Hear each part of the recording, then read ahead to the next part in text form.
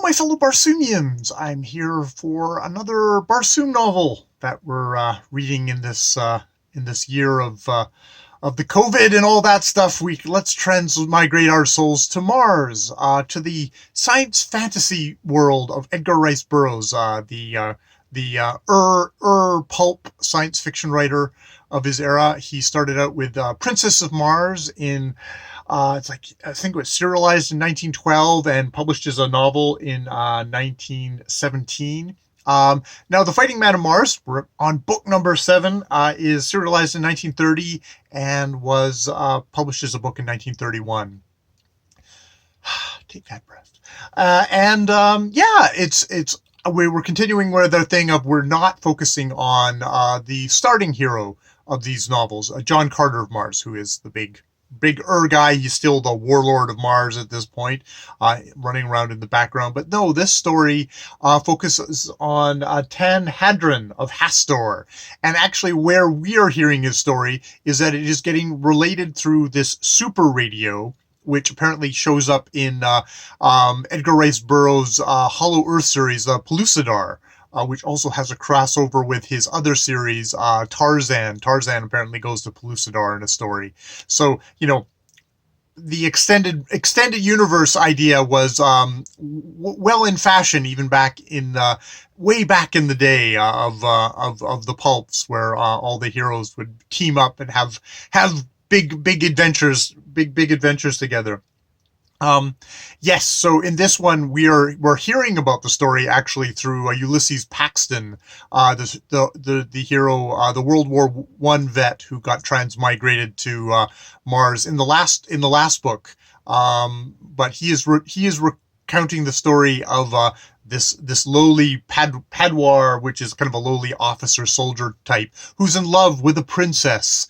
Well, not a princess, a Sonoma Tora, a minor rich noble's daughter, and he's like she's beautiful and very snooty, and he's totally in love with her. But surprise, surprise, in an Edgar Rice novel, she gets kidnapped, and he must rescue her.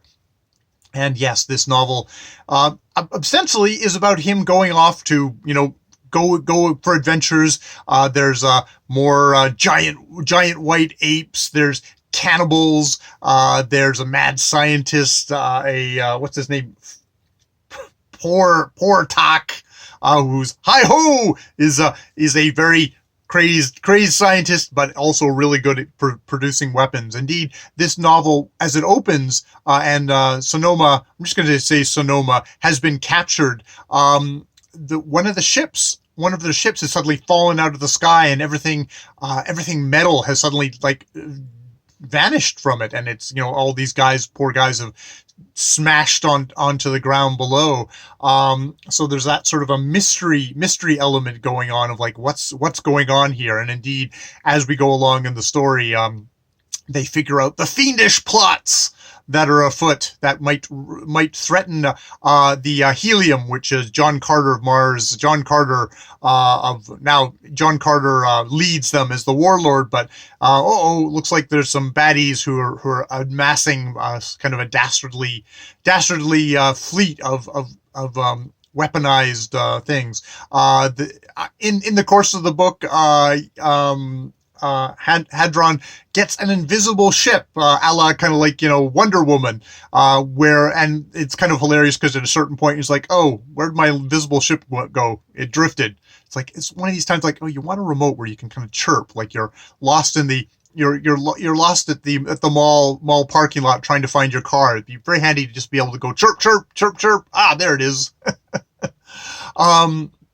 But the big standout for this book is not Sonoma, the haughty kind of princess, noble woman, but is Tavia, a slave girl that Hadron rescues from some six-limbed green warrior types, she becomes this has actually got another lovely romance, I guess, in this book of he spends time with her kind of confined on a ship because they have to go on a long voyage to get to where they're gonna hopefully rescue Sonoma. And it's like, wow, the time passes really easily. It's hardly like time passed at all. But of course, we're only friends, and Hadron, while he's a lowly Padwar and he doesn't have like the superpowers of John Carter, he's definitely of the kind of chivalrous knight thing. And he's like, oh no, I can't love her. I'm in love with Sonoma, and that's who my quest is about.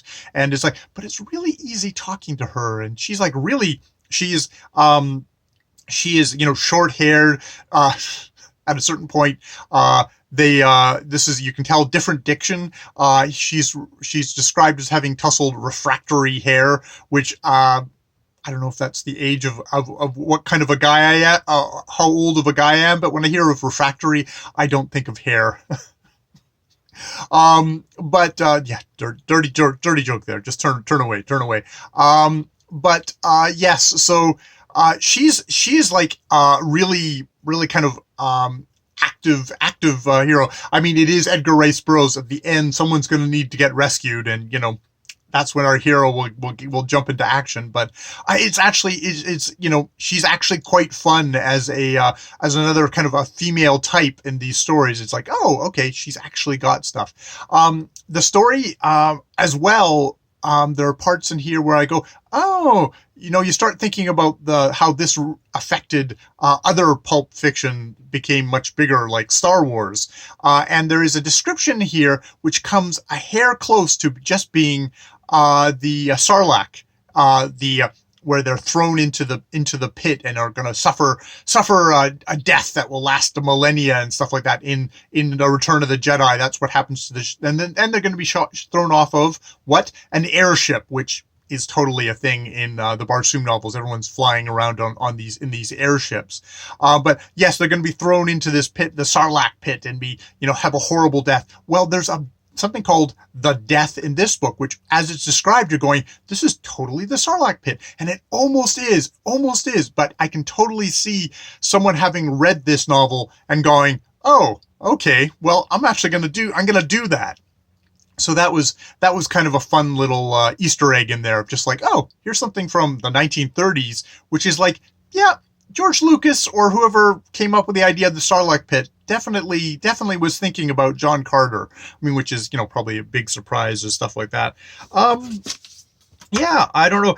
In the end, as much as I also really love Tavia, boy, poor Sonoma really comes off at the short end of the stick here. She, as we're raising up Tavia, Sonoma is definitely not given a great arc in here. But it ends in that way that Edgar Rice Burroughs novels end, of least the Barsoom ones. This is a planetary romance, and it's a planetary romance in the science fiction sense, but it's also a romance, and I kind of love that about this. This is the stealth romance reading that I am doing during this year, and I'm quite enjoying that. So yeah, that's my review, my impressions of a Fighting Man of Mars, and I'm looking forward to getting on to the next one.